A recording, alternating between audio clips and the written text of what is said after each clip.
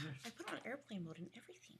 And it still manages to go through. Okay, we'll get started. Welcome everyone to Santaquin City Planning Commission meeting on Tuesday, November 22nd, 2022. Special Planning Commission meeting. We weren't planning to be here, but we are. And happy Thanksgiving as well, coming up here shortly. All right, would anyone like to get us started tonight with a thought or an invocation? Okay, I googled one. Acknowledging the good that you already have in your life is the foundation for all abundance. And that was Eckhart Tolle. Indeed. Thank you. Would anyone like to lead us in the pledge? I will. Please. Please join me, ladies and gentlemen. I pledge Allegiance to the flag of the United States of America and to the republic for which it stands, one nation, under God, indivisible, with liberty and justice for all. Thank you. All right. There is the agenda tonight. We've got 2 public hearings, and we're going to resume our discussion on detached ADUs, and then we'll wrap up with any other business we need to take care of, including approval of the minutes from our last meeting. But first, we're going to get started with the public forum. So members of the public, that's your opportunity to address the commission about anything that's on your mind. So we'll give you a chance to do that. If you've got comments related to either of the 2 public hearings that we've got later on the agenda, please hold them until we get to those public hearings, and we'll give you a chance to comment then. But for now, we'd love to hear from the public if you've got anything you'd like to address the commission on. So I will open the public forum at 7:03. Would anyone like to address the commission tonight during the public forum? So question, so I'm here to talk about the parking for the automotive. Do I do that now or after we talk about it? We'll have a public hearing for that, and Okay. so, we'll call you up then to make some comments then. Okay, so if there's no other comments during the public forum, then we will close the public forum at 7:03. And we can move into agenda item number 1. Okay, what we have in front of you tonight is proposed draft ordinance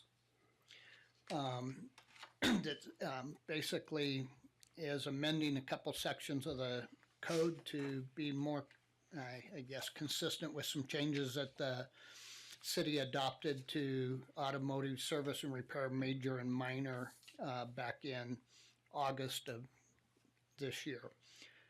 And basically what this ordinance does is it's a draft amending automotive service and repair in Title 10, 20 in the commercial zone to accommodate and consolidate automotive service and repair major, automotive service and repair minor into a single designation.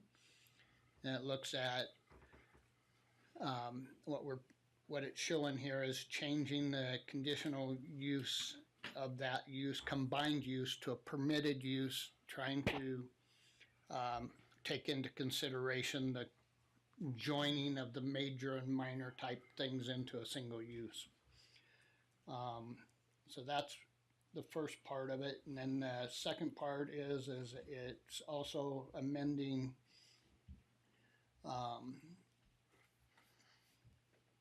chapter or Title 10, Chapter 48, Section 040 to do the same thing by amending the uses or the parking required by consolidating those into a single designation, and then it's proposing a proposal to try and moderate the existing parking standards to better fit both the minor uses and the major uses that are being joined together by the change in the definition. And that's basically it. Okay. Thank you very much for that introduction. We've got a public hearing on this one, so let's go ahead with the public hearing. We'll open that public hearing at 7:06. I know you want to give us some comments. We had some comments emailed in, and so we'll read those first, and then we'll give you a chance to come up and address the commission. Okay. So this is from an email from a resident. It says, my name is Keith Judd. Sorry I am not able to attend tonight. I am under the weather and don't want to share the joy with anyone else. I have studied over the code for automotive major and minor, as well as other businesses listed in the city code. I have evaluated what would be the minimum required parking spaces to operate an automotive repair business. My recommendations based on my studies are these. 3 parking spaces for the first 1,000 square feet. This should take care of office space, waiting room, bathroom, etc., and create the beginning buffer for the shop.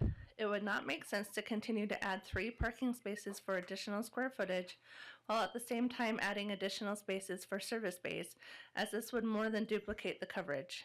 Depending on the depth of the shop bay, every 2 bays would be just under to just over 1,000 square feet.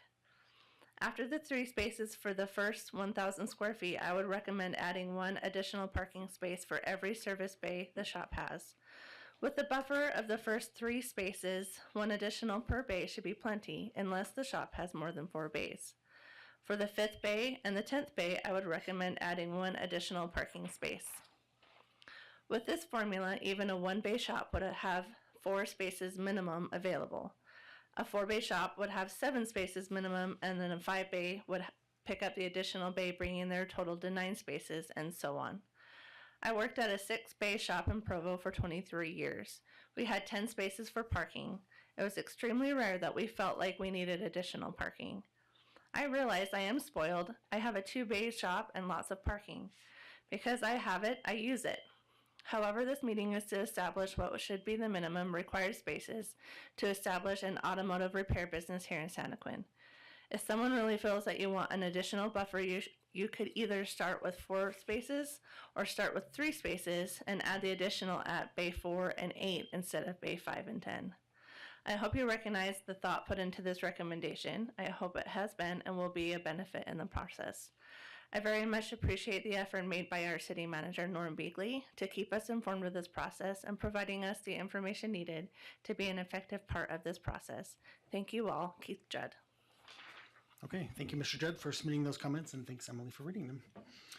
Okay, in the back, please state your name for us for the record. My name's Jose Solorzano. I go by Tony. I own Forci Auto here in Santaquin. So just to talk about the regulations and stuff that for the parking. So I understand that we need something, especially we're going from the minor major together. It makes sense that we need to get something on the books. I think that the 4 spaces required for every 1,000 square feet, I think it's too much.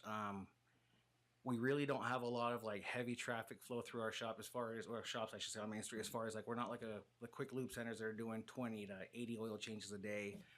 Like your big tire stores that are doing 20 sets of tires a day and that kind of stuff. Occasionally, we will have a customer come in for a quick oil change, emissions, that kind of stuff, but we really don't have people waiting in the office a whole lot. Most of the repairs and services that we provide now, you try to schedule everything out for the fact that you have to order parts, you have to coordinate with what can be done in what bay, what technicians available, and that kind of stuff. So I think that the 4 spaces required for the 1,000 square feet, I think it's too much. I don't know if something like maybe 2 to 3 makes more sense, or even if you do required amount of spaces required for like per service bay. So the other thing, as far as the storage stalls that are required in the back, I think they propose like 2 per service bay. I think 1 would be fine. There's times where you'll be working on a car and something happens where the part's wrong or parts doesn't show up on time. So yeah, you might have to push it out of the way and store it for a while while you get that stuff. But then there's times where the car's not going to move at all because you've tore all of it apart or whatever. The other thing that I wanted to take into consideration is, as far as the square footage, we have a lot of areas that aren't being used. Example, like we have a lot of equipment that is stored inside the building. You got engine stands, engine hoists, transmission jacks. You have an emissions machine. You have welders, AC machines, coolant machines, and the list goes on. And then as far as each tech, you have your own personal tools. So you have a lot of tool storage, like I'm talking about big toolboxes. You have mobile service carts and stuff that just take up a lot of room for storage. We have an area where we keep inventory for shop supplies, just whatever, stuff like that. We do have also an office where, customers can wait if they choose. I have an office to do paperwork and clerical stuff, and then we do have a waiting lobby. And so, that just makes me ask, do you consider all of that, part of the shop, or do you have, an area for unused space and stuff, if that makes sense? So that's just what I thought. So thanks. Thank you for your comments, Mr. Solorzano.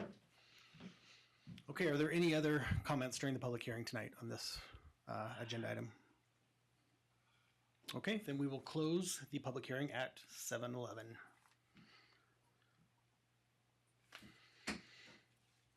Okay, commissioners, thoughts or discussion?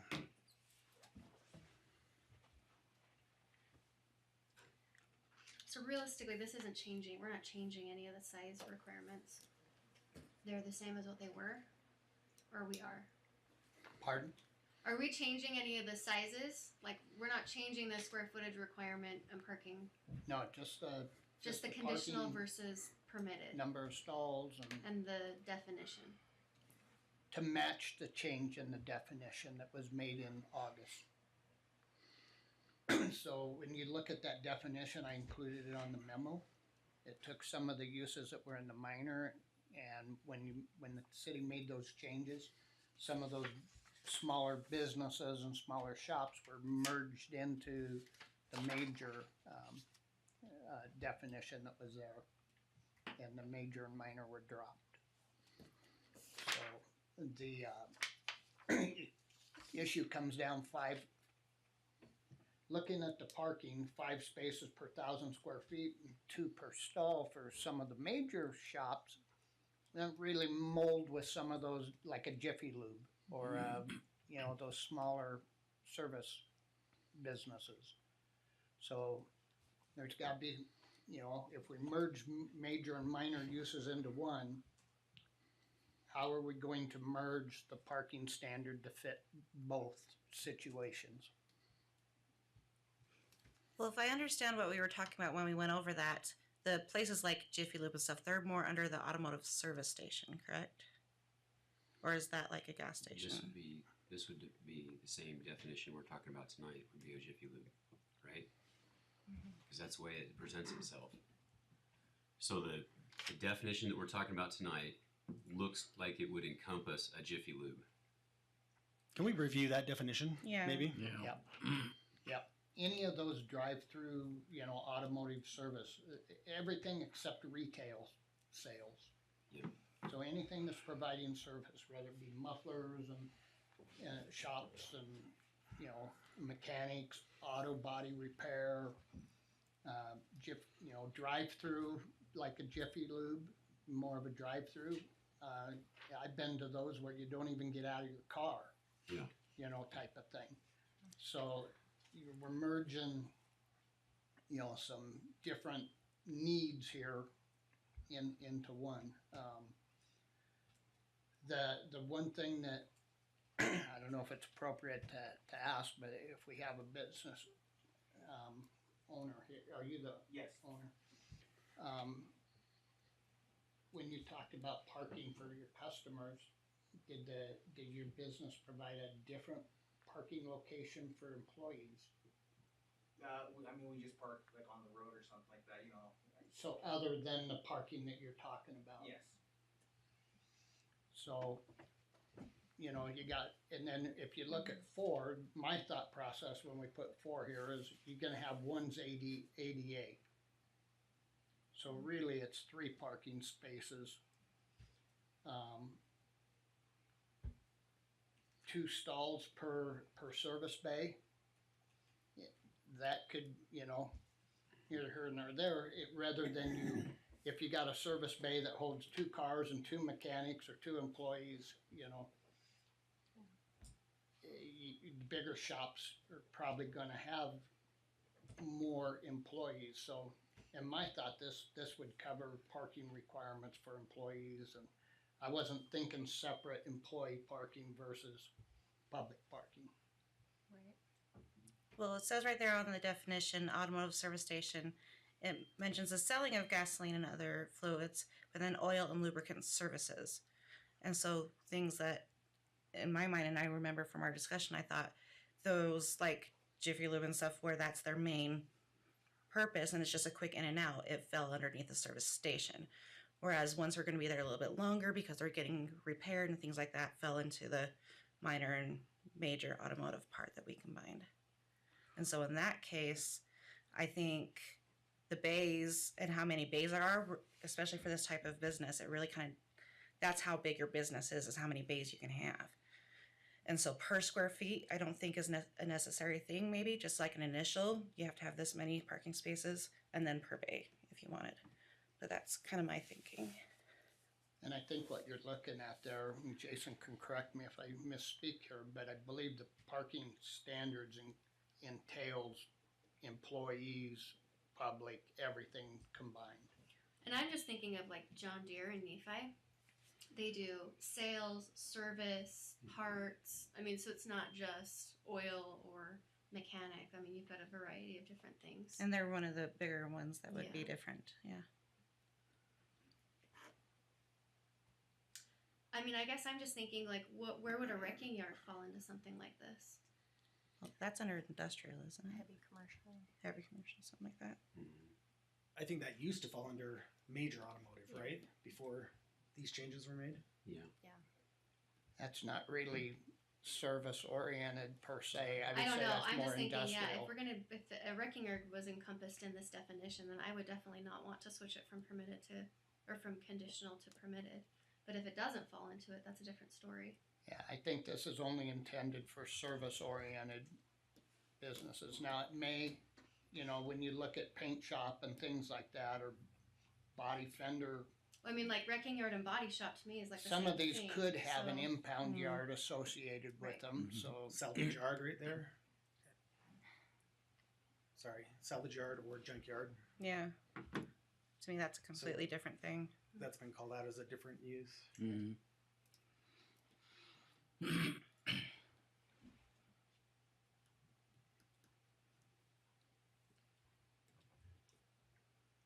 Most people in the And the industry definition doesn't don't like fit junkyard. junkyard. Yeah. What's that? Yeah, wrecking. Junkyard's not included in They this use it in a definition. wrecking yard or salvage yard. They don't use junkyard. Yeah, we should probably change to salvage yard at some point, but that's not for this right now. Yeah. Mike and Brianna, will you pull your headphones down just so I can get your lovely voices on the So what I was saying is most people in the industry do not like the term junkyard. They would rather have the term salvage yard or wrecking yard. So we, as a city, are not using the correct verbiage for the industry there. We can call it whatever we want if we define it that way, but the people in the industry probably don't appreciate that. And I don't know if I need to state, this might be a conflict of interest for me. Do I need to state that? Okay. Let's look back at the parking requirements. Does it say, it doesn't say and or, it's both, right? Per square foot and. Could we possibly change it to and or? Because if the Jiffy Lubes are falling into this, then you'd want just 2 stalls per bay. But I think the square footage is good if it's not a Jiffy Lube or a quick oil and go. Does that 1,000 square feet, or the square footage generally, does that include the bays, or would that be more like for the office space and the lobby, and any retail sales, that kind of thing? Would it be only those areas, or would it include the bays as well? It's kind of an undefined, right now it says per square foot, so, typically you'd probably apply it to the building. Right. Because bays are expressly mentioned, I would not count the bays towards the square footage. You would separate them out. See, and that's where I would just do square footage, like spaces per square footage, and take the bays and everything off, and then count the square footage of the bays Makes sense. towards that, and Otherwise- or state and or, so that they could, because you don't need as many stalls if it's Don't need the Jiffy Lube. double. Yeah, yeah. So I would just do per square footage, and not bays, and count the total footage of the building. and maybe do it 3 or 4. Maybe change it to 3. But that depends on, And we will I need to think- define that it's the building. Mm-hmm. Yeah. Make sure that's in the thing there. Because if you say per 1,000 square feet, that could mean your footprint of your entire lot. it's It could be building. it's ambiguous is what I'm saying. Yeah, it'd be good to clarify that.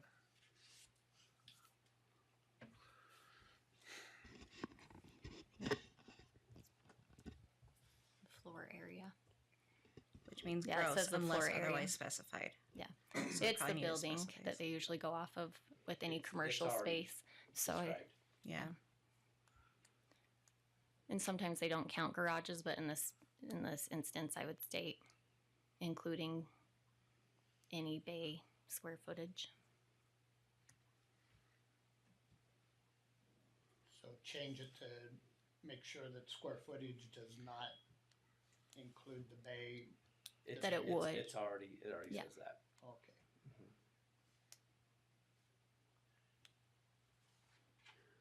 Unless otherwise specified. Yeah. So we need to say per 1,000 square foot of floor area. No, No, because that means means everything. Because then all the other ones are just We per can just square write in footage of the building. excluding bays, and that would take care of it. Well, I would just erase all the bay stuff in general and do it per square foot like all the other areas. So we Yeah. are changing. So we are changing from 5 spaces to 4. Yeah. So we're already kind of becoming more lenient. Right, For- and the question is, do For we tie it what used to be major, Yeah. but minor was 2 Is spaces less. per 1,000 square Yeah. feet. So it's what's the increased happy for medium? them, yeah. Because we don't have 2 different definitions anymore. We only have 1. Mm-hmm. 2.5. Just kidding. I hate when they do half. So is this going to retroactively affect our current mechanic shops? No, they're No. grandfathered. Because I in. think 4C, I'm very familiar with your property, you don't know that, but they have quite a bit of parking. And I know Mr. Judd has quite a bit of parking, so I don't think this is really gonna negatively affect anybody currently. This is just basically moving forward in our C1 zone. Mhm. What do we want to see, right? Mhm. Okay. And personally, I don't know, depending on where you take your cars to get serviced, I mean, places I go, they've always got stacks and stacks of vehicles they're trying to get through. So I'm a proponent to keep that a larger number, I guess is what I'm saying. The gray area is gonna be, or some of these businesses, places where they can't park on the street if it's an employee. You know, and that So- should be So to included. be clear, these are off-street parking requirements. Which is how it should be. I don't think we should rely upon street parking at all. Yeah, I agree.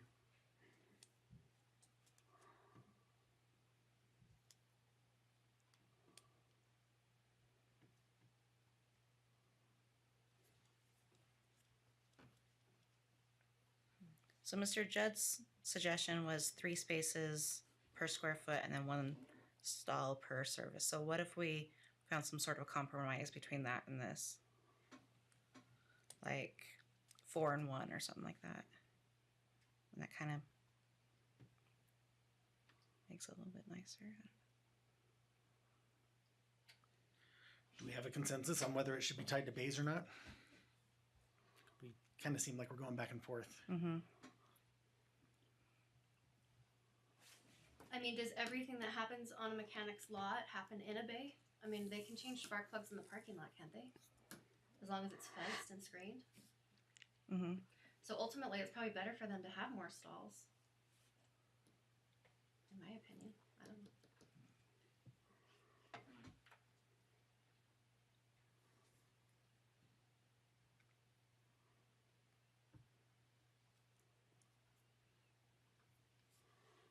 Is a typical bay 1,000 square foot?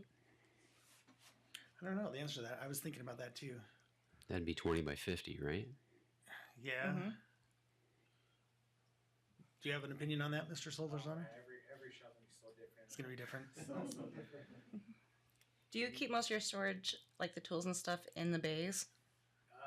Or are they in a separate place? Can you come? they're inside.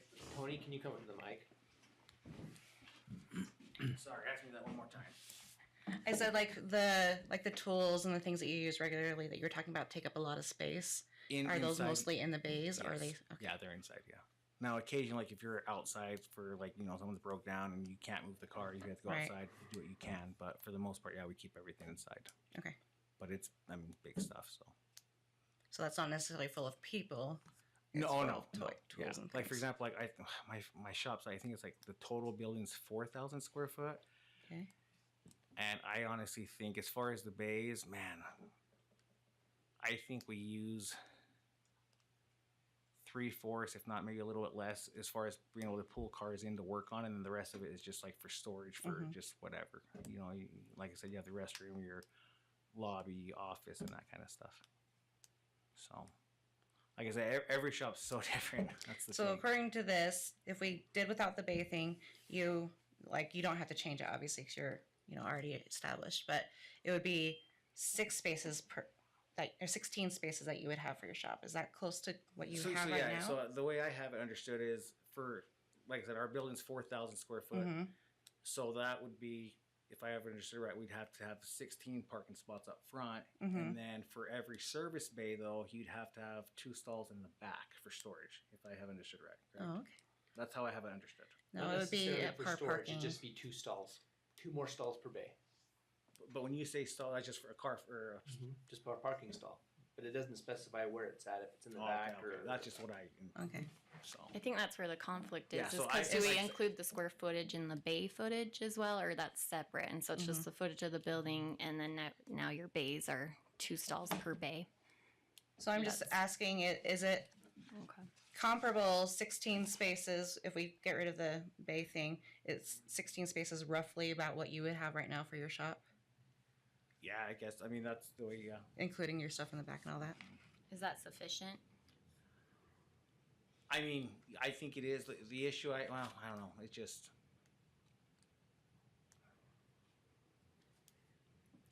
What if it said something like 1 space per on-shift employee plus 2 stalls per major service bay? Yeah, like I said, I mean, it's, yeah. So, Problem with that is the number of employees could change over time. that's true too. Mm-hmm. Right, and then you'd have to make sure you had that many stalls for. Yeah. But So how if do you you go have- back if- to a business, when they add 1 employee and make them put in 2 more stalls. Yeah, 'cause- That's why They- tying it to bays makes more sense, I think. or square feet. Like I said, the issue. Like I talked to Keith Judd today on the phone, and the what we were talking about is, like I said, you have your whole building, but you're not working on a car in every single part. You have areas that are just wastes. I mean, we call it dead space, but you know what I mean. So would you prefer to be able to have more available from the get-go? I don't know. It just, I don't know. I guess it changes on, because like I'd like to expand in the future. So one thing I think about is if if it stays the way it is, and if I do want to add on to the building, there's now your square footage is bigger. Now you have to have additional stalls. That's where I'm kind of worried about it. If that Okay. makes sense. So. Yeah, I'm just trying to get the Oh no. I get it. insider information here. Yeah. So. Thank you. You bet.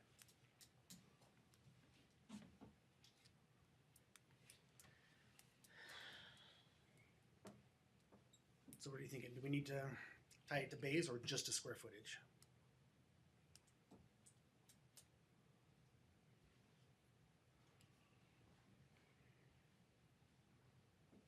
Will you go back? Well, I think I see the That's hard. logic tying it to bays because it probably is true that you have 1 employee per bay. Mm-hmm. So they're going to need a parking spot, and maybe you need the second one for, you pull 1 car out and park it there so you can move another one in and work on it. Mm-hmm. So I kind of see why it makes sense to have 2 per bay. I see the reasoning behind that.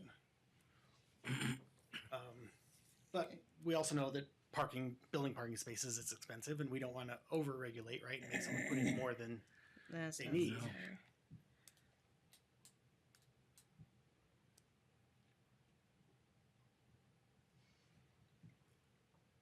4 per 1,000 square feet is certainly in line with the other uses listed there. Mm-hmm. I mean, it's even less, right, than most of those. Yeah. Most of them are 5 And per if we're not 1,000 square including the feet. bay areas as part of that square footage, Right. then that seems more reasonable to me. So if you add on more bays in the future, you're not adding another 4 plus another however many. Right. Tying it to square footage makes sense because if you've got a big retail, right, space and you're working on cars, you might have 10 people in there shopping for, whatever. So in that sense, it makes sense to tie it to square footage too. So I see the logic here in using both. Does anyone not like tying it to square footage and bays? I like the combo. I don't like going to straight square footage, I don't think. Right.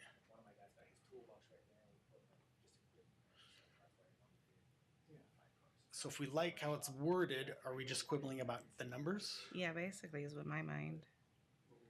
Now that we've make sure that we know for sure that that square footage is not counting the bays. Just make sure it's clear in case that's a question. It does count the bays though, I think, right?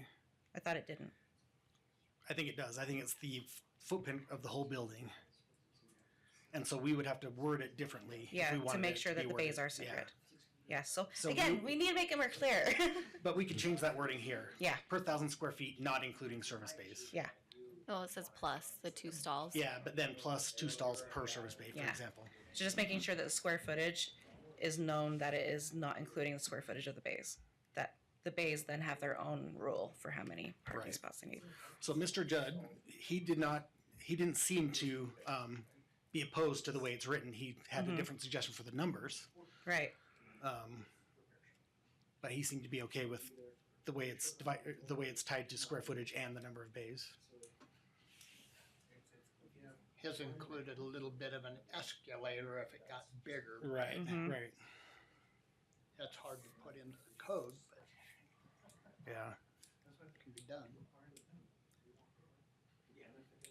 I think some of these, like you mentioned, some of these businesses are known to have little parking needs, but some of them are just unknown, because I took my car in to Payson to be worked on recently, dropped it off on Thursday. Part was supposed to come in on Monday. It didn't come in until Wednesday. So my car was in the shop, then it had to be parked outside until the part came. So, there's just all kinds of little nuances that Yeah, this place every we- business is gonna have to grow. And personally, my thought is you set this number where you're comfortable. Businesses that need more in order to function, they're probably gonna find a way to propose or create more parking for their needs. So I don't think it's coming up with a happy medium, of course, is what we gotta do. Right. But there's gonna be cases where you're gonna be over on some and under on others. And that, like the written comment noted, they're kind of the minimum standards. If they need more, they're gonna have to, I don't think we'll be in a position to force it from the city standpoint. But if they need it, they'll probably create it. Right. I think the key here is maybe to keep Because it they'll know from what their business keep what it from might bring in. spilling into other areas to some degree. And if it's written in a way that is too many spaces for some future business, which is what this will apply to, Loopholes. they can come in and make the case, right? And we could always pursue a code amendment. So if we come up with a reasonable number and we end up overshooting, then someone is free to come in and make the case for why it should be less. Yeah, we have a place that we take our vehicles to for transmissions in Spanish Fork, and we're constantly having to wait our turn to take it in and tow it over there because it's There's no packed. space. Yeah. So I like what you said about the reason behind the 2 stalls, and I'm sold on that.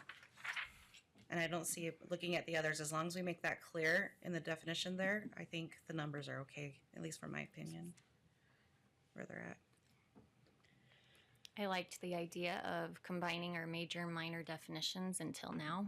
That It gets doesn't hard, make yeah. sense now because the minor definitely, the oil and lubes don't need as much space as the major.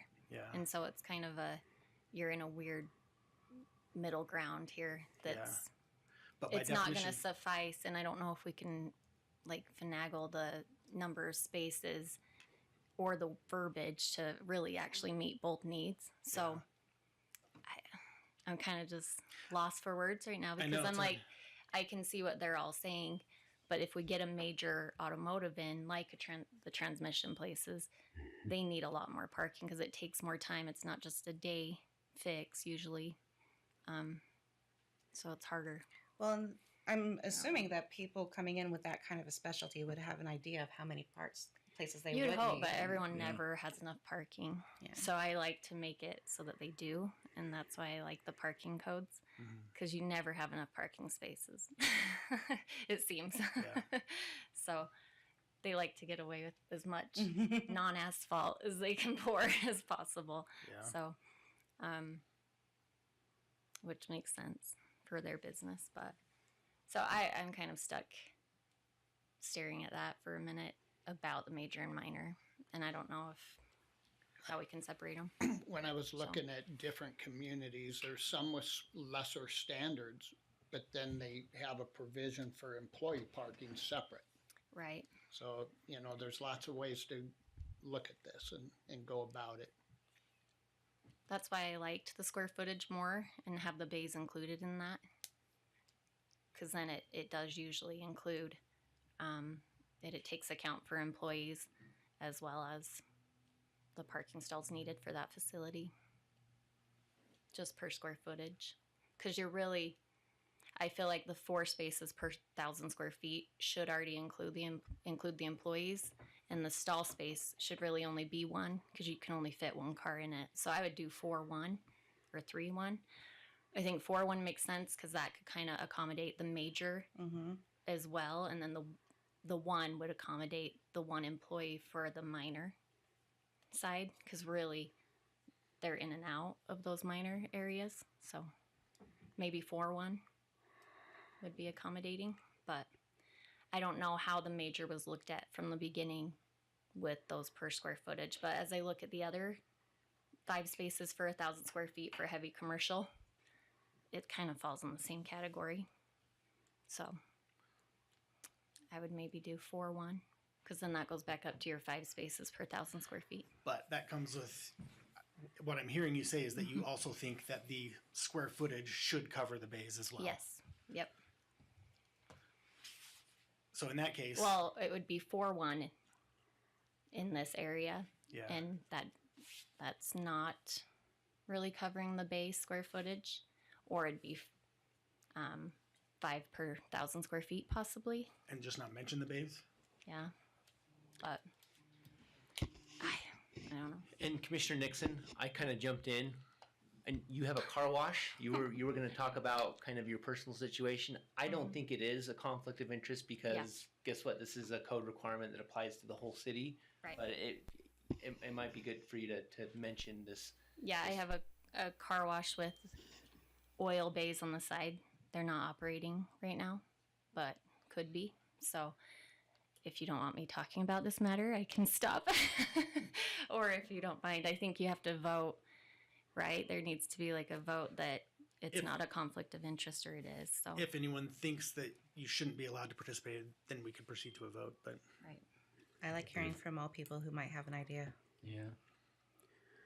do you have an open application with the city No. to expand? So No. You're fine. I'm not concerned about it. Okay. I guess my concern tying it specifically to, so we're saying we want to tie it to bays or we don't want to? We're going back and forth on that. Okay. Like Because like either if we or. take the bays out, then what if they don't have a bay? Then it's just per square footage. Mhm. Yep. So if they have a 5,000 foot shop with no bays, then it would be 20 spaces. I think functionally you need 2 stalls per bay. Because if I'm working on a car in that bay, I'm done working on it. Now I've got to go Somewhere park to it somewhere. So I need to have a stall that's free to park it in. And then my next customer's on the next stall. I can go grab that car and bring it into the bay. If I'm thinking wrong on that, I mean, just from a logistics standpoint, you'd want to have that. Now you've got an office person who's in there answering the phones. That's one of your 4. You've got a handicapped, or that's another one of your 4. And then you've got a delivery parts truck that's coming in and out of there from different places. That's another one of your 4. So that's 3 of your 4. And then Where do your employees perspective park? next. And then where do your employees park, right? Yeah, there's a couple people waiting in line saying Yeah, I so need to then get the this So- next like that. car for tomorrow was pulling in. So I think this is the bare minimum. Mm-hmm. I can see it going up from here, but I wouldn't take it down from here I agree. unless Tony knows better and can show where I've got fault in my logic on that. But that's what I'm seeing as I'm thinking through a business day when I've driven up to a mechanic shop or, things I've seen going on. And does the per 1,000 square feet, does that cover the bays or not? No. The one thing you might mention is that handicap may not be a requirement for the second 1,000 square feet. Right. It might only be one time. Right. And does the bay count as a stall? No. I think the bay itself doesn't. It doesn't get to. No. So that's why I think one for the stalls. Because they'd usually, if they're still working on it, it's staying in the stall and the door closes and it's done. Business is closed for the day. But you So still no need one's somewhere to waiting put it when parked you're there. trading things out. Mm-hmm. Yeah. Yeah, you need somewhere to put it when you're trading things out, At and the least mechanic who's one. working Without in there keeping needs them- somewhere to park. Otherwise, they're going to be Tied up. parking it on the road waiting for someone to move it around. Yeah, that's why I think 2 makes sense. But I see where you're coming from because you don't have a mechanic working in your bays, right? So I had a thought. I can't remember what it was.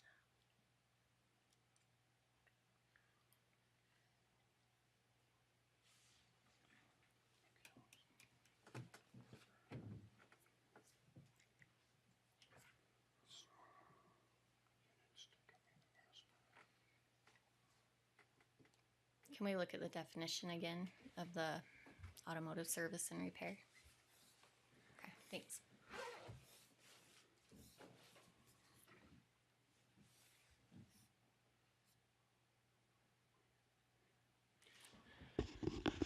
So I don't know if this will help you. So Lauren's our zoning administrator now. I used to be that. Lauren's still new.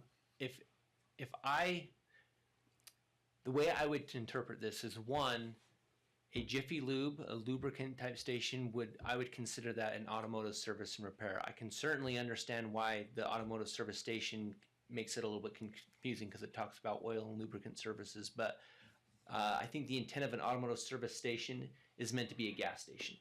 I don't know why we choose to give it a different term in our definitions, but that's essentially what Yeah, an it's just automotive that service services station is. part kind of throws me off. Right. Now, a lube definitely would have fallen in the category of a minor automotive services and repair. Since we consolidated those, it still talks about, services of lubrication, tune-ups, things like that. The other thing too is a Jiffy Lube, for instance, has bays. And so if you go back to this requirement, it falls more in the category of an automotive service and repair because it's got bays. And so I don't know if that helps, but that's how I would look at, you talked about how does this apply or that. That's how I would look at it if an application came on my desk and said, we'd like to do this. The final thing I'd say is because it expressly mentions two stalls per service bay, I would not count the square footage of those bays in that base 4 spaces per 1,000 square feet. It's separate.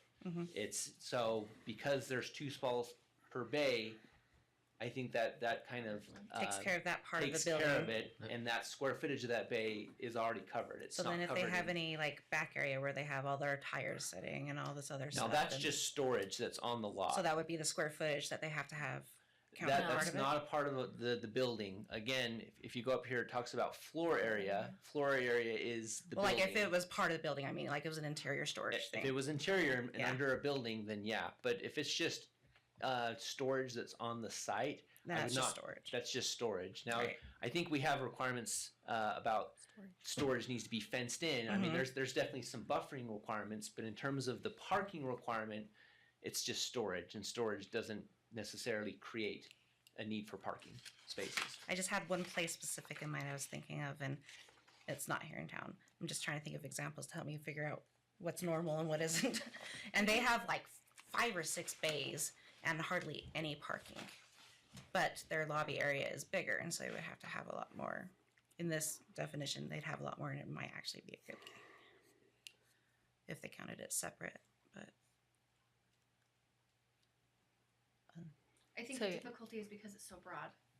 Jiffy Yeah. Lube compared to Murdoch's service. So it's like each case, we would look at each situation. If it was just a Jiffy Lube, it's not like 4 per 1,000 square feet. It's kind of the 2 per bay. Well, and the final thing I'd say to you, this is your recommendation, and you can recommend whatever you want. That leaves it a So little there was open. a comment. I think there was some logic to having a minor and a major. Yeah. But again, so don't feel like nothing's undone, can't be undone here. Right. But I'm just gonna say this is your recommendation, and whatever you think is best to address is what you're gonna recommend. And this being a legislative decision, it's your discretion, or it's your discretion in your recommendation, I should say. The council will have discretion in making the decision, but if there's clarification outside of these sections, like the definition section we looked at, that would need to come back because we did not notice a public hearing for that specific section to be addressed. So that's something else to take in consideration. If you're wrestling with what the language is now and wish that it was a different way, then recommend what you think is going to work best. So how about like these businesses? What would their main concern be? Is that the requirement for too much parking would be a burden on their business? Is that a concern that I'm hearing from the business owners based on the rules or numbers that we decide? Is that what we're trying to address? So what I'll say, generally speaking, this is not just automotive service station. Parking requirements are challenging things because there's no one size fits all. But you have to have a requirement, and it has to be broadly applied. It's never a silver bullet to get you enough parking or, that sort of thing. So that's the trickiest thing about parking requirements is it's hard to find the right, set of requirements that's going to apply to everything. And so sometimes breaking it up if needs be, if there's a lot more intensive use and a less intensive use, there's logic in that. But I guess what I'd say is there's no perfect answer. There's some rough guidelines that and we look at other cities and I'm sure that guidelines were looked at in terms of like common planning practices of what is required. But the beauty of this is you can create a requirement that's unique to Santaquin, and you're in a position that you provide a recommendation to what you think is appropriate and what will address the parking needs. So it's always a double-edged sword because it depends on the business. Some businesses, they don't want to have a high parking requirement because it just takes up more of their lot. But at the same time, they want to have plenty of parking so that they have room for their customers to come. That's right. So, and that applies to any business. But see, the way the regulations are set up today, like if somebody came in to open like a Jiffy Lube, okay, and they have like 4 service stalls, does that mean that they have to have included in that 2 additional parking spots because per stall? Is that so it'd be understanding 4 that correctly? plus 8. Yeah, the way this is written, it would be 8. Yeah. So For here's a Plus case the like square that. feet. Okay. Of the Plus lobby. the original 4 per square footage. of Plus the whatever they square have. feet of the lobby. So I just got my window fixed at Safe Light in Spanish. I'm so happy that's there, by the way, because that happens to me constantly. There's a number of service bays, and then the office is literally probably 800 square feet. Like one little gal in there and a couple people sitting is all it was. So I almost like you have to have it per bay. Right. Because they're not But if making they- money on the Yeah. office. They're making money on the bays. Yes. Not saying that, Tony doesn't have 4,000 square feet that he'd be providing parking for, but But it also seems to me that it depends on the type of business. Like a lube, Jiffy Lube's in and out. Whereas you're going to a mechanic to have a transmission fixed, and they don't have the parts, so they got to have a place to park this thing until the parts come in. I mean, there's a general rule like that's going to work for either type of business. We've got to be able to figure out how to distinguish or relax that standard to a Jiffy Lube or a car wash as, say, an automotive shop. So what if we added something where it says up to this many square footage, this is how many cars you have. And then anything above this, so like for the larger things, have to have another number according to them. That way it kind of keeps everything in the same. We don't have to split up to major and minor again, but it still gives that separation for what size of business it is. So would you delineate that by square footage, bays, or both? I think 2 per bay flat, I think is fine. I think I would do it by square footage. Plus 2 per bay. Plus 2 per bay, yeah. Yeah. Because the bigger places are going to have a bigger They're going to have area bigger anyway. I square don't want to footage. go into Yeah. 2023 having this conversation again. You don't want to table this? Let's just Who would have thought it would get her take this going. long to talk about it? So how would this work then if we said like 4 stalls per 1,000 square feet and not include the bays? Uh-huh. Okay. How does that help a Jiffy Lube as opposed to an automotive shop? I mean, does You're that... now just counting the square footage of the bays. Instead of saying 2 per bay, now you're counting square footage. That's how I'd Only. interpret what you just said. Is all the bays are part of the square footage. Okay, that's okay. All right. Yeah. But like you said, the Jiffy Lubes, I mean, I like that. That's why I liked the square footage or the, like, just only square footage. Because then you just count the whole footprint of the building and the floor area. Yeah, so Jiffy Lube is a drive-through service. Yeah. So to speak. Oh, and that's why it was only 2 spaces per 1,000 square feet. They And, may, people, the one I go to, I don't even get out of my car. right. And if, Um, let's think about how big they are. Like you were saying, what's a standard size for a bay? well, you could If exclude it's- some of those drive-through services from having the base standard apply to them. Yeah, that's what I was trying to get to. Because, if you're in and out, they're not going to keep your car overnight. They'll just have you come back some other time as opposed to a shop where, say, your transmission's going out. They don't have the parts. You're either going to have to leave it there. So maybe an allowance for overnight or like something like that. Like You don't want to have to regulate. Well, more maybe than you like have. like Jiffy Lubes. There's got to be an exception like those in and out as opposed to the long-term kind of stuff. That's why. you know?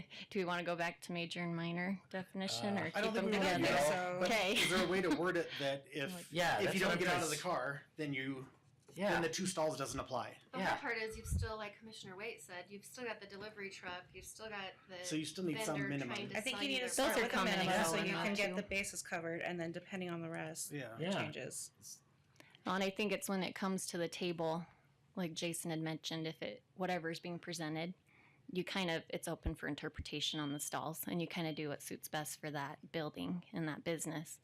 I know it should be cut and dry, but if it's a Jiffy Lube, you're looking more at 2 stalls per bay. If it's more major automotive, you're looking at the spaces per 1,000 square feet plus the 2 stalls per bay. Is that what you were thinking? Kind of. That's I don't what think I. there's That's what I was discretion. I think thinking. you have to apply it to everyone as written, Mm-hmm. Yeah. Yeah. And so that's when I would. unless you call out what those exclusions And that's are. why I would probably lower the per square footage, keep the 2 per bay, because then it kind of suits both. So I'd do like 3 and 2, or I'd just do like 4 per 1,000 square feet and count the bay square footage.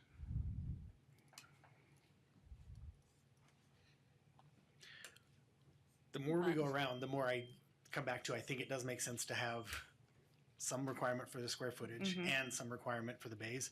But I could see carving out an exclusion for if customers don't get out of their car, then you don't need the 2 That's per what I'm bay. trying to get to. So we could put in there. I don't know how you would word it. I know. But So what if we wrote it 4 spaces per 1,000 square feet, plus the 2 stalls per service bay, excepting bays used for drive-through type services or something like that. there you go. And Yeah, what so would maybe that? something like that. Where I like that.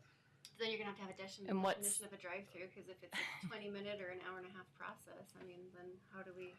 No, but if regulate these that. businesses don't have the capability of holding those cars for any reason, Right. like if you're just changing oil, you don't need for a business like that to hold a car. And if they're going Or to, a because car they find wash, something, there's no- they're going to then move it to a You know, if different you're out bay. of soap, there's so no that need people for can keep them to going hold the through. car until they get soap, or you know. Yeah.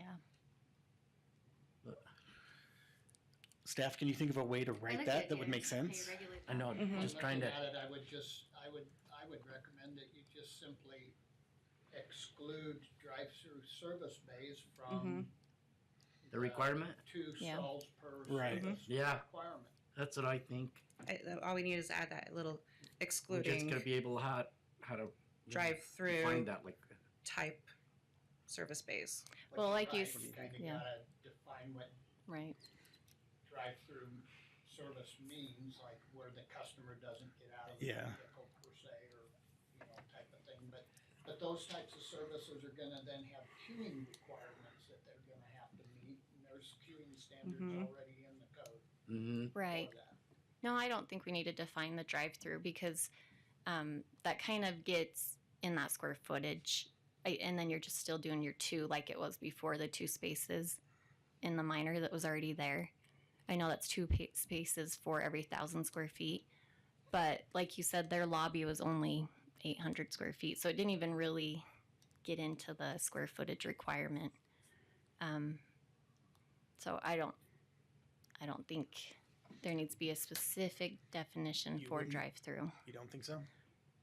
unless if we want to add it.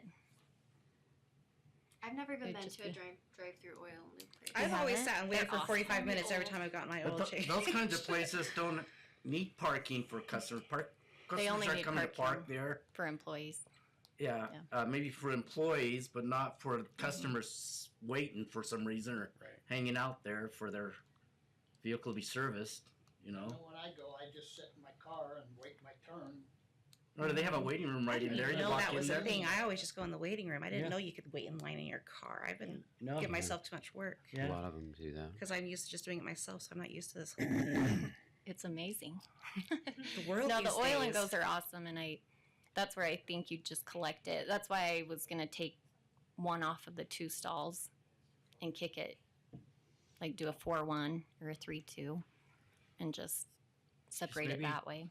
But Distinguish what services are what automotive is service and what's repair, and the repair have the requirement with the stalls as well as this footage on the square footage, and make an exemption for the service ones. No, because some of the services like transmission fluid and stuff like that's not necessarily a repair, but it does take some Detailing. time. Yeah.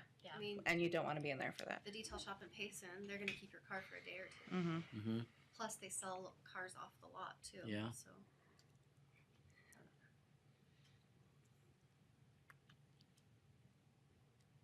But you know We that's can just different leave than it a as business that is. you're just in and and just out. You Be know. happy. I like your original thought. If there's a, if this I is don't remember what my original thought was. if this is a major problem for a business, they're gonna come talk to us. Yeah. It's true. Hopefully. And likely most people are going to be building to suit. They're going to be building a business to suit their needs. So if there's a problem, there will be a conversation then, in my opinion. But I think so. Mm-hmm.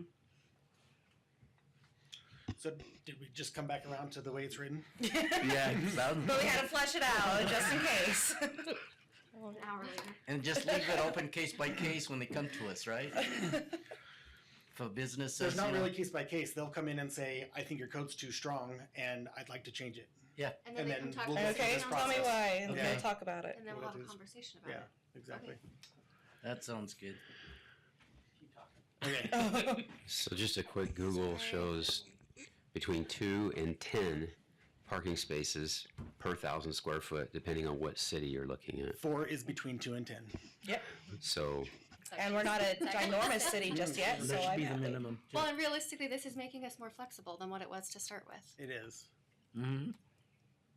We're lowering the requirement, the base requirement a little bit, and then tying it to the size of the operation. Do remember, you're actually increasing the requirement For minor. For minor. For use. the more Yeah. minor use. That's true. So it's what's the happy medium? I mean, That's true. So if you want to if you wanted to just go completely happy medium, 2 and a you just half. go 3.5, and that's just a calculation. And obviously you round up. Mhm. Mm-hmm. So I mean, instead of putting 3.5, we rounded up to 4, and again, that was just something that. And I think talking about the drive-through exclusions was to make the minor repair kind of happier and not Yeah. quite as strict on them. Yep. So if we went back to adding in, keeping it as is, but then adding in the exclusion for that type of a thing, I think everyone should be happy. Or you could lower the 4 to 3. Lower it or to 3.5. Maybe you lower it to 3 because Mhm. you have the 2 Already per bay. Yeah, it's like 4-1 or 3-2. I feel Mhm. good Right. about. And I'd prefer 2 per bay. So let's Right, go because 3-2. some areas, 3-2. like you Okay. said, Mhm. aren't as they're in their bay area and their lobby's smaller. Right. Yeah. Even if it's an oil and go or a transmission place, they have a smaller lobby, Mhm. and so it is good to keep the 2. So I do 3-2. 3-2. Yeah. Are we feeling good about 3-2? I would like to see some clarifying language. I know you said it would be Mhm. interpreted this way, but I do think that we should say per 1,000 square feet, not including service bays. Yeah. And then this isn't a part of it, so it has to be addressed, I guess, at some other point. But in the definitions where it talks about the loop services, I think we should take out the service word so that we're not getting confused about where Jiffy Lube goes. Yeah, and that'll be something we'll have to bring Yeah. in a different code amendment. Yeah, I figured, but I just want to get that out there. We Yeah. can handle the salvage yard too at the same time. Yeah. Mm-hmm. Yes.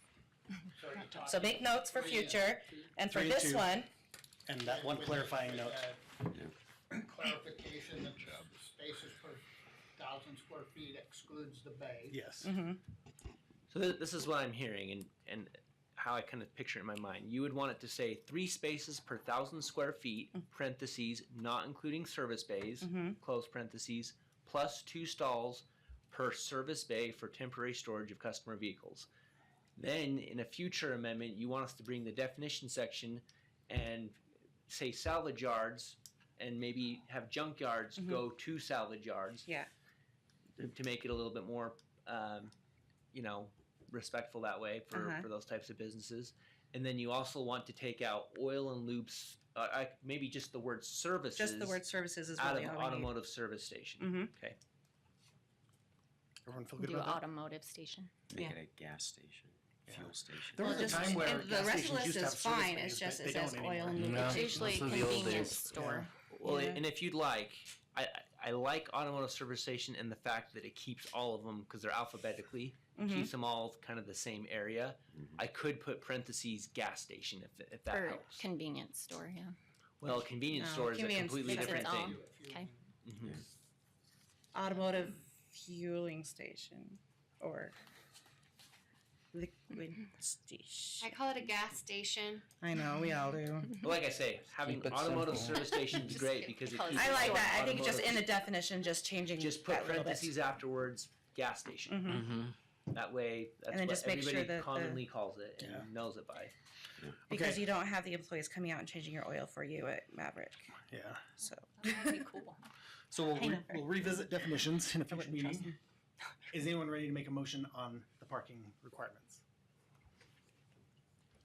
okay, I'm gonna try this. All right. I'd like to make a recommendation that we change the parking requirements for automotive service and repair to 3 spaces per 1,000 square feet, parentheses, excluding the service space Square footage. parentheses, plus 2 stalls per service bay for the temporary storage of customers' vehicles. Okay, we have a motion. Yes. Do we have a second? So there was other changes in here as far as the conditional and permitted uses. So I would like to amend that by saying what Commissioner McNeff said, as well as the other proposed changes. The motion's great for amending the draft, and then make another motion to adopt it as amended, maybe. We don't need 2 motions. I would just say motion to recommend that this move forward with the With these condition changes. that specific section be changed the way that you said it. Yeah. I think we get it. Okay. Good. Write it better. Seconded then, not amended. Yeah. Great job. That was great. That was a hard one. Good job. That was a Came tough around. one. Yeah. Okay, Chairman, repeat it, right? no, it's on the recording. No. It's recorded. Play it back. so to be clear, we addressed it in the MSC zone, but the C1 zone didn't have it consolidated. So this is, it's. Just making sure. Yep. Okay, we have a motion by Commissioner McNeff and a second by Commissioner Lance. Any further discussion? All right, let's vote. Commissioner Nixon, Aye. Commissioner Wade, Aye. Commissioner McNeff, Aye. Commissioner Romero, Aye. Commissioner Lance, Aye. Commissioner Wood, aye.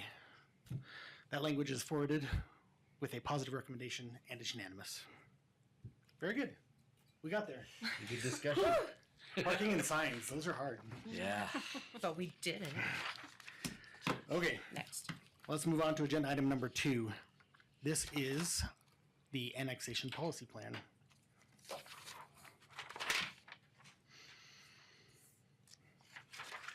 Okay, this is something that we had at our last meeting where we presented the proposed amendment to the annexation policy plan.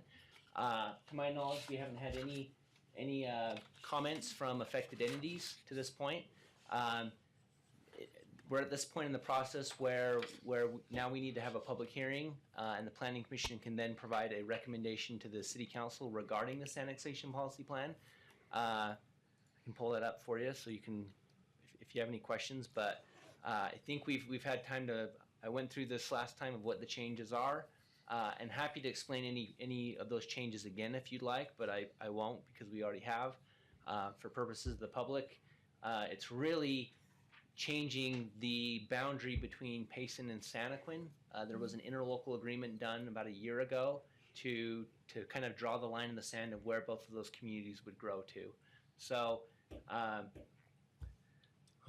given the current situation of it all being unincorporated Utah County. So I'll leave it at that. Again, it's the purpose of this meeting is to hold a public hearing, and then we'll recommend that you provide a recommendation to the City Council on this item. Okay, thank you. All right, let's do the public hearing. I will open the public hearing on the annexation policy plan at 8:08. Would anyone like to address the commission during the public hearing on the annexation policy plan? Okay, then we will close the public hearing at 8:08. Any discussion on this, commissioners? We've looked at it a couple of times. Anyone have any questions or any thoughts on it as written? Okay, is anyone ready to make a motion?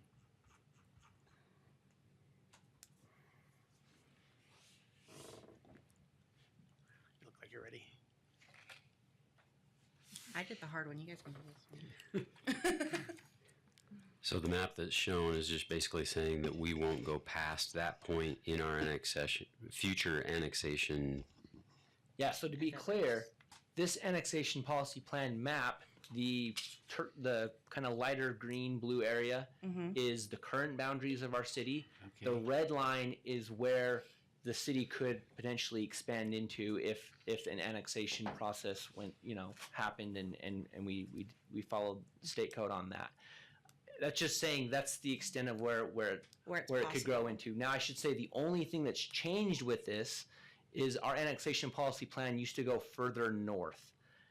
All the other areas to the west and to the east and to the south, that's not changing at all from what was the previous annexation policy plan. There's also one minor thing as well, is you can see that there's a part of there's a little sliver of area that is currently in the city that we would take out of our annexation policy plan because it's been talked about that maybe that will be serviced better by Payson in the future.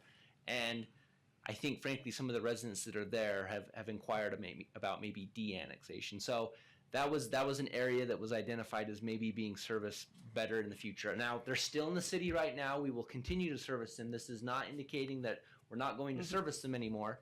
It just helps it make the process easier if that were to be de-annexed, or at some point it would be serviced by some other entity, whether it be Payson or Utah County or whomever. Because Payson basically runs the water from Spring Lake, right? Mm-hmm. And that'd be why it's easier for them to go Right. there. That's why Otherwise, there'd the be more Spring pump Lake area, as issues it's known, is shown to be a future expansion area for Payson because Okay. Payson does have some skin in the game, if you will, Mhm. with some of the things that are in Spring Yeah. Lake. I'd just like to see us go to 12,000 south there, west of I-15, because I think we're missing a revenue opportunity. But Well, so here's what happened, and this is partly why we have the interlocal agreement that was done the way it is, and that interlocal agreement was in your packet. Yep. So the justification for, let's see, actually, let me pull up the exhibits for you. So in the regional transportation plan Mhm. that MAG has, there's been kind of it's been talked about whether it should be at 124 south or whether it should be at 120th south. Both cities have understood and will push forward to have that interchange at 124 south. That way, if there is a future interchange and there's potential for economic development that could generate revenues for the cities, there's a level of sharing the benefits of that new interchange. So that is a great point, and really what was the crux of the matter of this interlocal agreement was let's define where the best boundaries will be, and let's make sure that if there is an interchange there, that both cities will be able to benefit from that and not have the interchange, just in one jurisdiction over the other.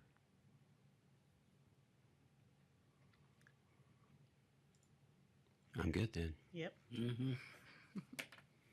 So, just to be clear, the agreement also contemplated an Interstate I-15 or Interstate 15 interchange in the area, and the city sharing sales tax revenue generated within 2,000 feet of the interchange for 50 years. So that was a previous kind of interlocal thing that they had. Mm-hmm. But like I say, that was, let's see.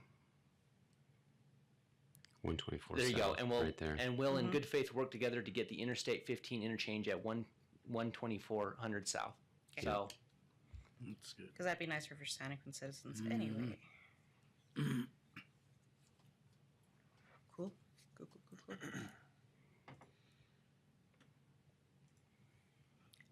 Then I didn't see anything else other than those. So Any further discussion on this one? I think we're all feeling good about it. I'm happy to make a motion to put forward a positive recommendation to the City Council to approve the annexation policy plan as presented. Okay, we have a motion by Commissioner Lance. Do we have a second? Second it. We have a second by Commissioner Romero. Let's vote. Well, actually, any further discussion? All right, let's vote. Commissioner Wood, aye. Commissioner Lance. Aye. Commissioner Romero. Aye. Commissioner McNeff. Aye. Commissioner Waite. Aye. Commissioner Nixon. Aye. Okay, that is forwarded with a positive recommendation and it's unanimous. Ooh, that was easy. That was That was good. Nice job, guys. a lot easier than yours. I know. Okay, let's move on to agenda item number 3. Continuing the discussion on detached accessory dwelling units. all right, so I want to be clear that this is not something that the council heard your recommendation and said no, send it back to them. This is really an effort to make sure that all the concerns that were expressed are acknowledged and that they're clear to the Planning Commission, and also that one of the specific things the council talked about was discussing whether 2-story or 1-story is appropriate for accessory dwelling units, detached accessory dwelling units. We talked about a lot of different impacts that can happen from these, from ownership to turnover to privacy, and so I think there's a lot that's been discussed, but we wanted to make sure that it was clear what the concerns were that were expressed, and make sure that the specifically 1-story versus 2-story was understood and discussed by the Planning Commission. So that's really what this is, why this is back here. And with that said, we would look for a recommendation on the Planning Commission based on all the comprehensive discussions that you've had on this topic. Okay, thank you.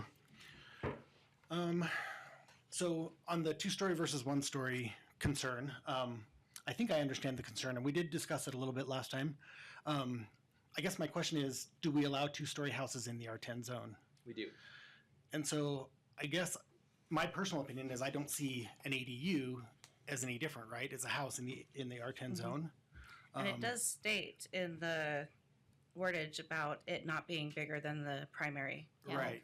And so I think that kind of And I think it solves even everything.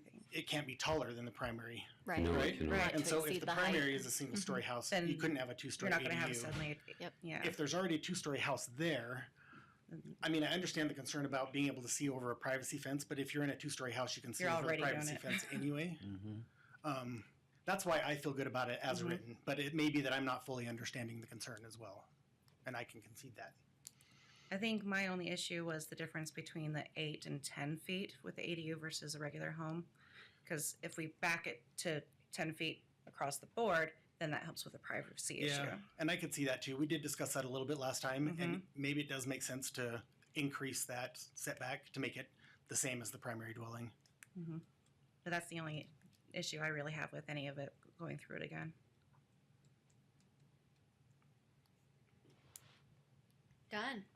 Let's do Cool. it. I mean, did everyone 10 get a chance feet. to read through the email that was written there? And is there Yeah. anything we're missing or that we haven't I don't fully think so. discussed? I looked into it pretty much a lot. Yeah.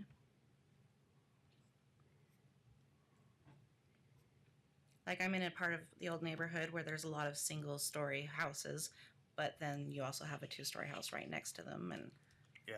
I mean, it's kind of going to be, and then everywhere else in the city where there's new homes, there's a bunch of 2 stories. And so I think as long as we realize that verbiage is in there, that it's going to be the same as the other house, it's not going to be bigger, and then we have that additional setback, I think it's fine. Is there anything in the code that calls out the orientation of a detached ADU? Is that something we ought to consider? No, I mean, should it have to point a certain direction? It's gonna Or- have to I see face that being the a rabbit frontage, hole. Is it not? Not necessarily, right? It could, Good job. That is Yeah. something that's really important. but how would you? It's in the backyard.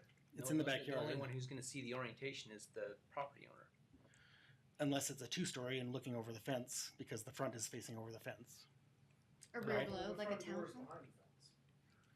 The front door is behind the fence. Right. And But the upper story then would be looking out.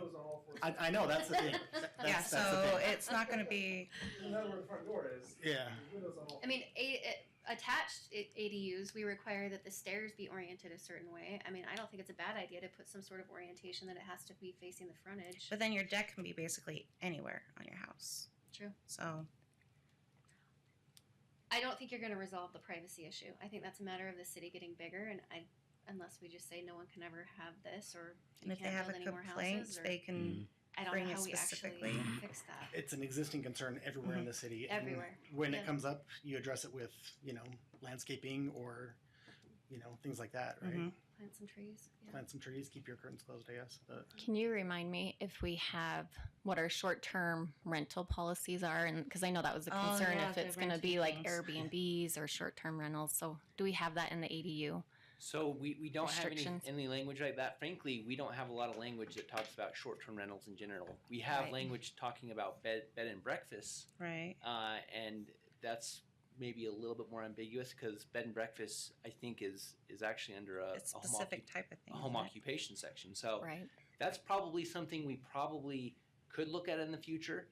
I don't know as if it necessarily, has to be done at the same time because I think that's a broader issue Mhm. Yeah. of short-term rentals, whether it be someone renting their basement as a short-term rental or whether it's but I mean, Right. it's not been something that I think has really been brought up because there's not, there's probably a few, but it's not like Santaquin's a really like touristy area. The short-term rentals becomes a bigger issue with communities that are next to tourist destinations. So I know, like, in fact, there was a really well-known court case in Sandy City because there were short-term rentals and they were very impactful to the neighbors because they were there partying, on a ski trip. They were, Right. Sandy's in proximity to Big and Little Cottonwood Canyon. Mhm. So, Yeah. I foresee that it's something that will probably be brought up at some point in the future, and as soon as directed. But yeah, Right. I don't know if it's something we're going to solve with this particular. Well, and we hope, obviously, noise ordinances and stuff would help regulate that. I think There's that always going to be the- nuisance regulations, and I Right. would also Mhm. say too, and I very much stand behind this staying in the code, regardless of what best practices indicate Right. or suggested practices indicate, is that if it's owner occupied, Yeah. if one of those units is owner occupied, whether it's a short-term rental or not, they're not going to let it be impactful because it's going to impact themselves as well. Right. I was just gonna say that the owner's going to be there, so It does help. Yeah. Mhm.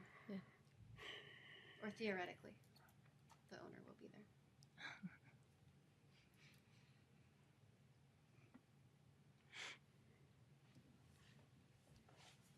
All right, so my phone's waking up. I'm having a hard time pulling this up.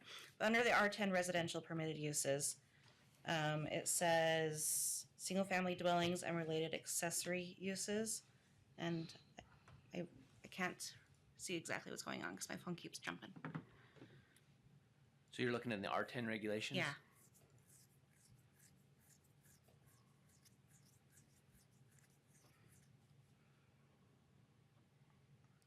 So it was under single-family, so down a little bit, I think.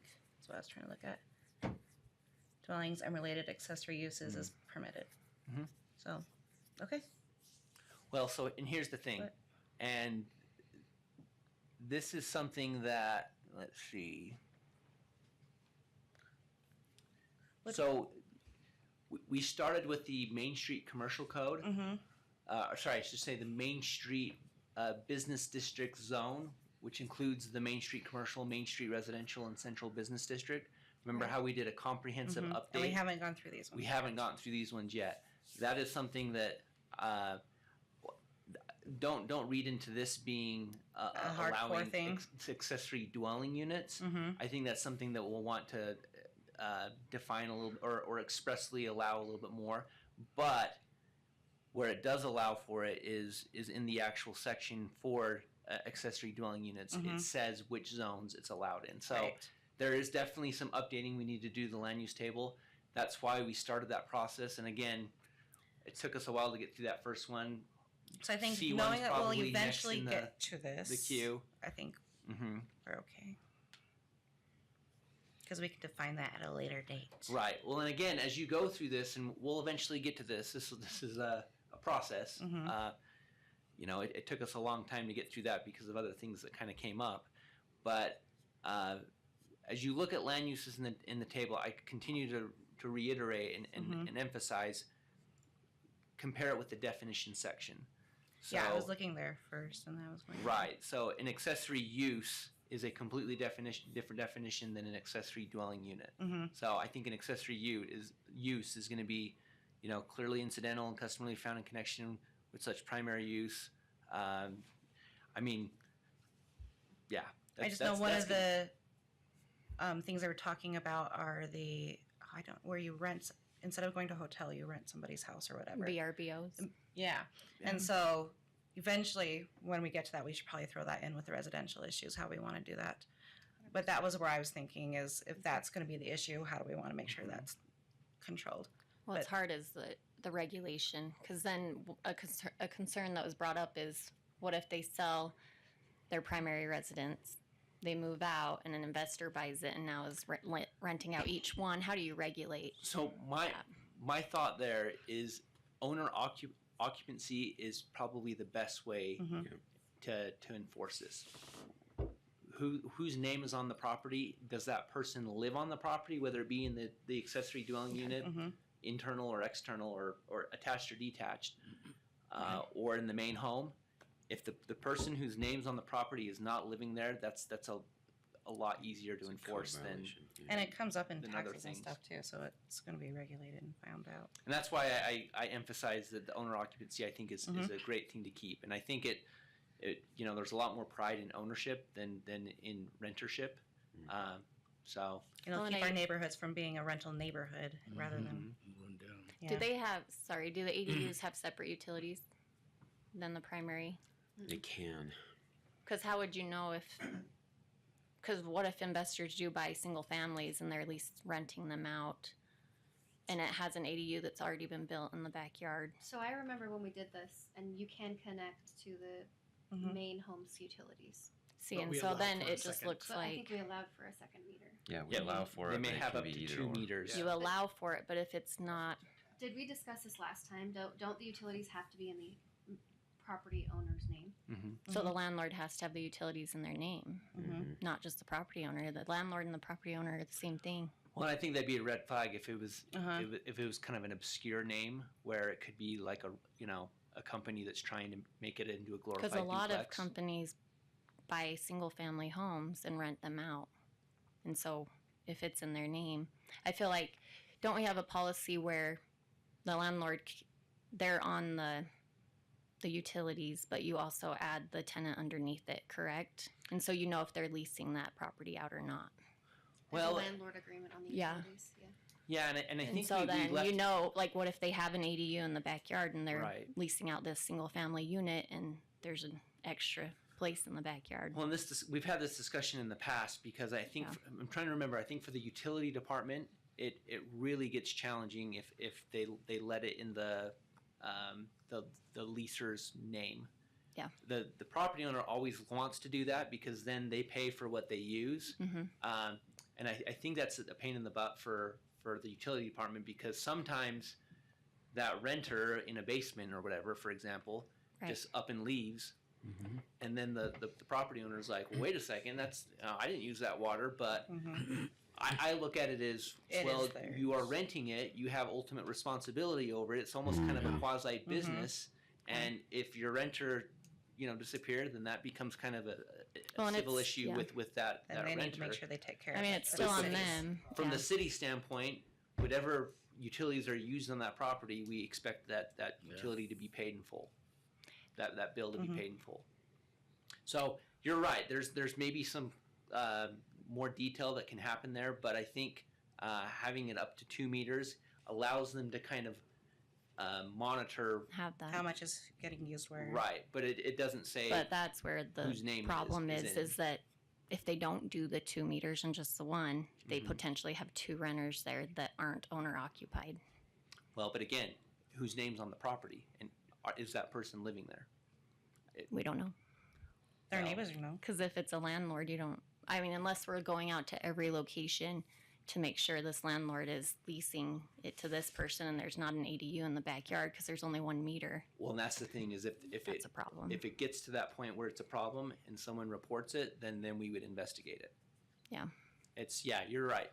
And there's lots of different types of things happening in the city where we just don't know about it unless Yeah. somebody reports it.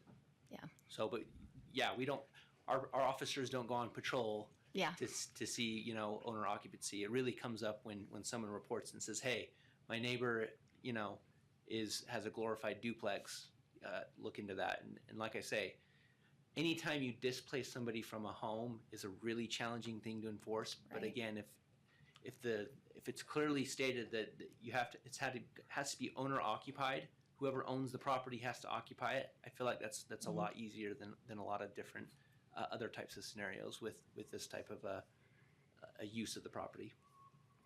Yeah.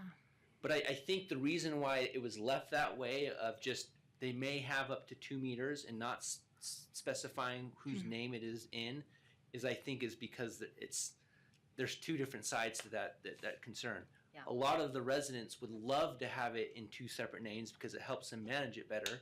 Right. But also, having it in one name can be a challenge too because, the person renting might just disappear and they feel like, well, I didn't use that water, I shouldn't have to pay for it. And so, you see what I'm saying? Yeah. Having the 2 meters gives that kind of happy medium flexibility.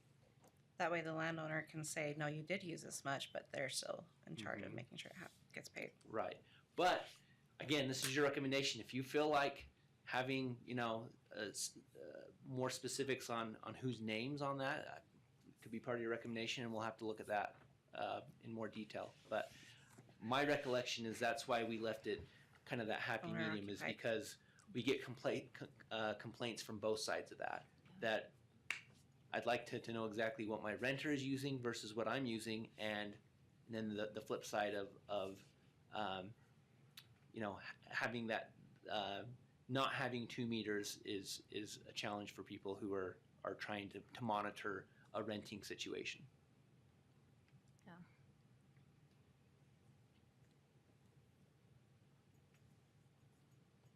I'm okay with that, how it is.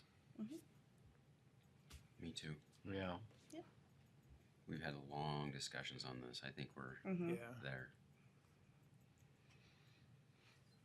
I mean, I Anything can else? see all the concerns that have been brought up, but I feel like hopefully they've been mitigated enough through what we've laid out with parking, with everything, that's just helping people, especially in this economy and time where people might not be able to buy a home, and this can help other people supplement their income. Yeah. So I don't hate this at all. It's just trying to find that happy medium. Yeah. But There was a little bit of talk about setbacks, but Yeah. we didn't come to any conclusion on that. Do we want to do anything there?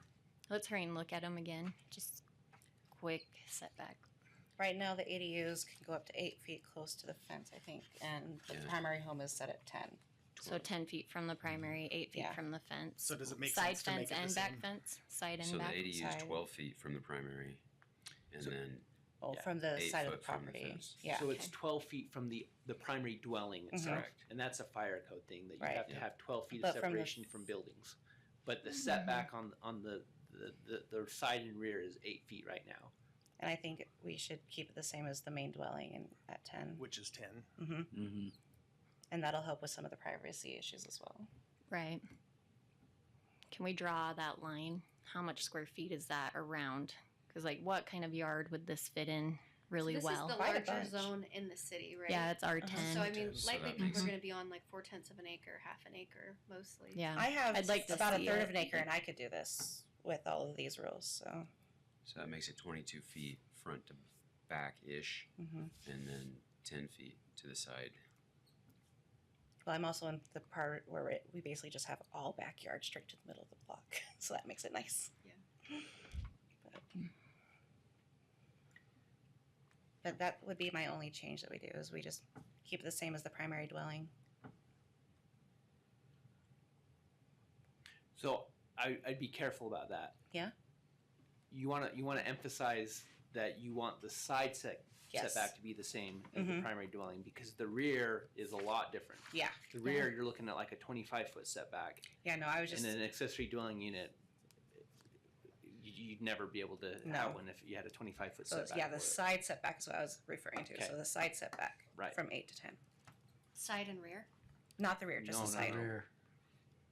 Well, I'm saying you could put the rear at 10, Mhm. not 25, but you just, Right.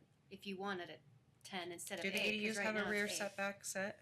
It's the It's same. the It's- 8. Okay. Right now it's 8, but if you wanted to change Yeah. it, So change them both to So that's what 10. I'm saying. If you're Yeah. going to change 1 to 10, just do both. Yeah. What's the maximum square footage again on the ADU? 16. so it's 800. 800 square foot footprint Right.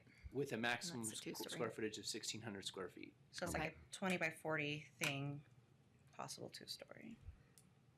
That's pretty big. Yeah, it's like my house basically. If I added another house my size, Or 10 by 12. or 10 by 12, that would be a much nicer size, I think. So all that you change is that number based on what you're saying. Yeah. Just from Just 8 10. to 10. I think that's reasonable. I think Okay. it is. Do you think orientation needs to be addressed? Do you? I brought it up as a question. I'm not sure that it does, I mean, but I could honestly, see you why hate maybe. to have to mitigate any tiny little silly thing that comes up, but we're Right. already doing it. So, yeah, I I just think add it. What do yeah. you think? I think I so. don't. And how would you word it then? Just make sure the front door doesn't face the rear of the property. The front Yeah. door needs to face the frontage. The all I don't know ingress. what the Face the verbiage- frontage or face the interior of the lot? Well, what's a single family residential requirement for the direction that the home faces? That's a good question. I don't know I don't if even know we if it have does. one. There has to be verbiage somewhere that says that it's required to be facing. I don't think for the main home, you're right, that an attached accessory dwelling unit does have verbiage that way. We can look at that. But the main home doesn't. Wouldn't it just be ingress and egress to be on the 'Cause I can front see facing the of the You build building? building main entrances. entrance just in going order down to the side of the preserve the property. single-family residential appearance of the building, a new single-family structure approved with an attached accessory dwelling unit shall not have a separate entrance at the front of the building or the side of the building facing a street where the sole purpose of the entrance is to provide access to the attached accessory dwelling unit. An attached accessory dwelling unit approved in an existing structure may use existing entrances or any side of the structure. I mean, just regular single family home. I don't think we have, I don't think we have not off the any top of my idea. head, I'd be surprised if we did, but we can take a look together. You do Wires occasionally going see to the a roof. house Mhm. situated Really? sideways on a lot, right? Where it doesn't necessarily face the street. Is that the EDU? We have one of those underground Like, bunkers. Not that we Tell me attached. where in this That one was the you've seen attached that. ones. Mm-hmm. I don't know. I'd have to go find one. I don't know.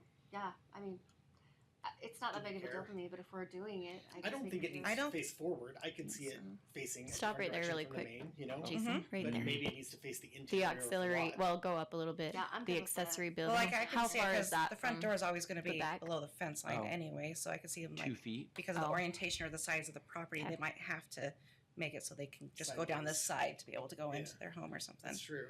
And so I really don't think there's anything we need to say Well, about That's it. a good Leave it thing. That's an alone. interesting thing you pointed out because I think that it's 3 feet is the minimum. Now it's 3 feet if it's got a fire rated wall, Yeah. but Right. 2 feet, Yeah. you might have caught something that should Yeah, not be that way. that's-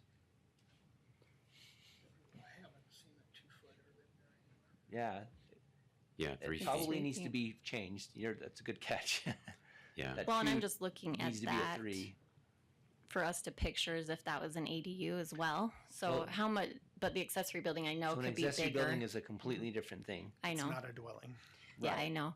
I was just looking at the lot because if we're taking in 10 She's using feet a now visual. from the sides, Mhm. yeah. So I'm just feeling this it. right here would be your more of what you can look at. Mhm. I mean, this is intended to be a corner, corner lot, lot, yeah. but you're going to have to be a little bit away from the property line. And that's on the RT. Yeah, so I don't think we should worry about the way it Orientation. faces. Yeah, I don't think we need to worry about it either. Let them be creative in how they fit in their grandkids. Gingerbread house can be faced any direction you want. You guys can go under the ground to your house as long as it meets code. Okay, we made a few minor adjustments. Anything else we need to look at?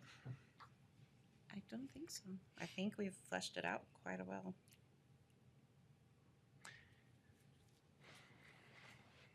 Were you going to make a comment? I was just going to say, and this kind of addresses the orientation concern as well. I just want keep in mind that people might have existing accessory structures that maybe they want to convert into an ADU. And just keep that in mind, because if it's within 10 feet, then they can't do it.